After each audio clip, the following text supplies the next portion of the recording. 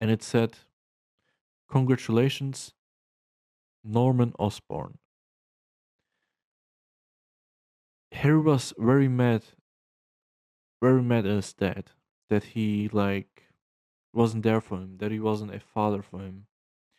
Norman understood that and he said to Harry, "I understand that you're mad at me, but I don't expect any more or that I don't think that or I don't expect anymore that you forgive me. I don't believe in miracles anymore." So Norman told Harry that he was dying and that he had a disease of and because of the disease he was dying. And he told Harry that he also had that disease because it was what it called like I forgot what it's called, like when you have it in then your children and so on. And he asked Harry, "Do you already have that hand twitch, that hand thing?" He asked Harry to give him his hand, to show his hand. Harry already had like that hand thing that made this hand like shake. Um, so Harry found out that he was about to die. Then Harry, oh wait a second, yeah, Harry did find out that he was about to die. Now, I think shortly before that scene or shortly after that scene, we go back to Electro. I know that I'm jumping back and forth and from the beginning to the end to the middle, but I cannot really explain the film in chronological order. I'm just like explaining it what I remember from my mind. This is all freestyle. This is not written down. So, how did Max become Electro? One day, there was an like something broke with the electrician, but everybody already uh did end work. Ryan also the boss of Ryan from the office, also the boss of Max, ended work, but he told Max that he couldn't end work because he had to repair something. And then Max was like, "But today's my birthday and I want to go home." And Ryan was like, "Happy birthday." So Ryan was a complete asshole and he definitely deserved some karma for that, but he didn't get any karma, which actually pisses me off. Um, I think right. Wait, if you count that as a burning, Ryan technically costed two burnings, one in the office and now one in The Amazing Spider-Man 2. Like his character is a piece of shit. He definitely deserves some karma.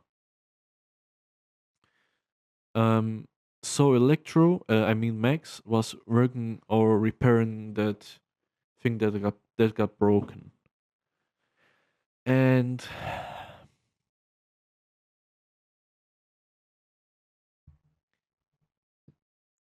while Max was working on it, he fixed it. But right when he fixed it, something made like a um I forgot what the word is, like electrician did overflow into Max's body, and Max did fall into a I don't know why, but there was in the electrician like tanks filled with electric eagles or electric eels.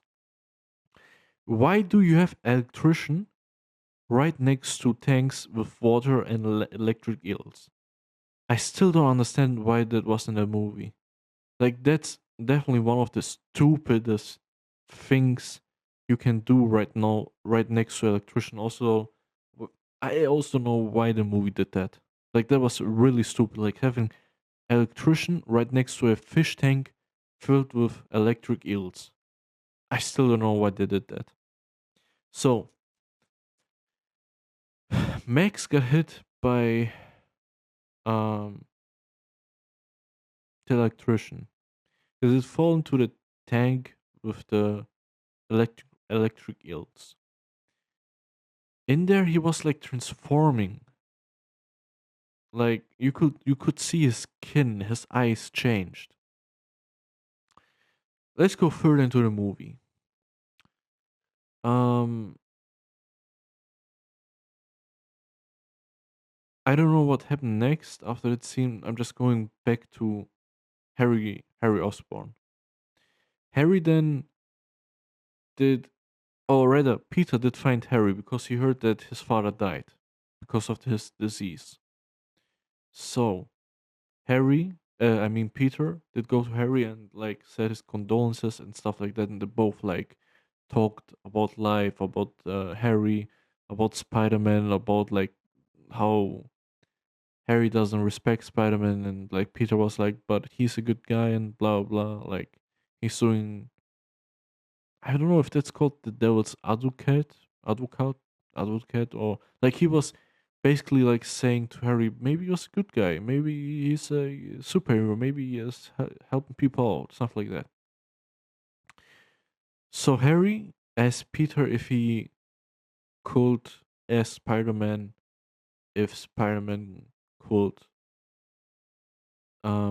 draw some blood from himself and give it to Harry because Harry is dying and he thinks that Spider-Man is one of the one of the experiments from the Oscorp company. By the way, um, right before when Harry asked Peter if he could experiment that, Harry found out that the Oscorp company made like some experiments, and one of the experiments was like something with spiders, and then he saw Spider-Man, then he like put two and two together, and he found out that Spider-Man is one of the, or rather, he's a he's a offspring of the experiments at the Oscorp company. Um, so he asked Peter that, and Peter was like, "Yeah, sure, I ask." Then later, Spider-Man did come into Harry's living room. By the way, that living room looks really similar. I think they also like made that living room like after Tobey Maguire's Spider-Man trilogy, like the living room of Harry. Maybe that also living rooms maybe just like comic original, like they made it out of comics, but that living room definitely remind me of that living room in the Raimi's Spider-Man trilogy. So Spider-Man did come and said like Peter asked me if I could give you some blood. He said no, I can't. Harry was like, I can give you anything, a boat, a plane, $1 million cash. Spider-Man was like, no, Harry, I cannot do that. I think you're gonna die if I give you my blood. So Harry got really mad. Spider-Man was definitely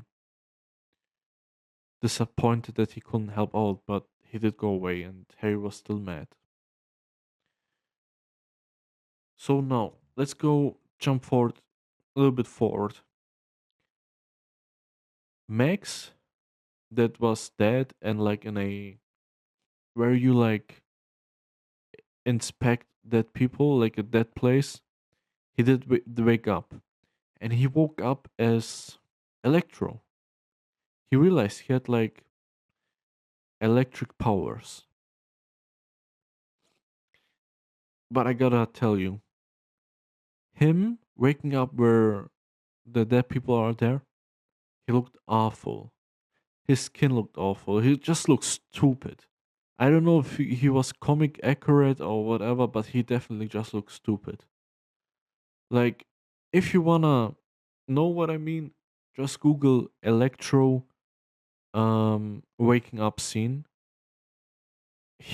You will realize he looks really stupid. Definitely one of the worst looks of a villain in a live action superhero movie. So he woke up, he realized he had powers. He did go to the Times Square.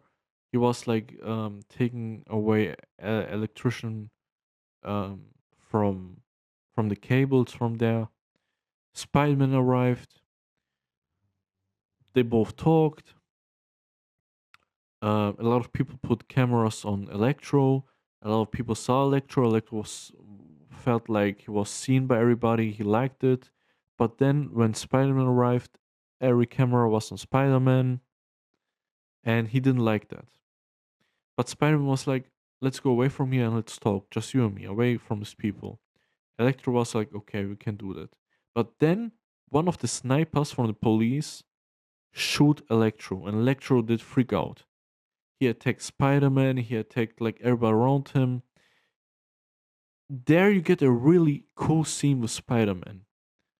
Um I don't know if I can describe that scene, but basically Electro was like what did he do? He did destroy one of Spider-Man's spiderweb shooters. So he just had one working spiderweb shooter. And basically this is so difficult to explain because you have to see the scene. If you're watching this video right now, stop this video, go on YouTube, or you are already on YouTube, type in the search engine, search bar, The Amazing Spider-Man 2 Times Square scene. You will see this is a really cool scene. Like Electro shooting his electro things, electrician things, shocks, whatever you want to call it. And there's a lot of people, and Spider-Man only has one working spider web thing. So, people are running away, and people are near like some metal poles that they nearly touched. Also, a police car that Electro threw at the people is close to hitting the people, and right in 1 second, Spider-Man is shooting a spider web to not only hit one thing but two things basically. I think he stopped the car with one spider web. Oh no, he shot three spiderwebs. With one of them, he stopped the police car hitting the people. With the other twos, he stopped people from touching the metal bar that was like hit with electroshocks. And then he was like landing after he did that in a really cool way. My description of it really doesn't pay any respect to that scene because you just have to watch it to realize how cool it looks like how cool it was. So he basically, oh wait a second, he did that. He fought Electro. He couldn't really stop him. But then, uh, right when he didn't couldn't stop him, we see Electro like getting really angry. It takes all the electrician from Times Square. The city is basically black, basically blackout. No electrician, no power. Then we see Spider-Man with a bunch of firefighters and with a firefighter hat on his head, basically hitting Electro with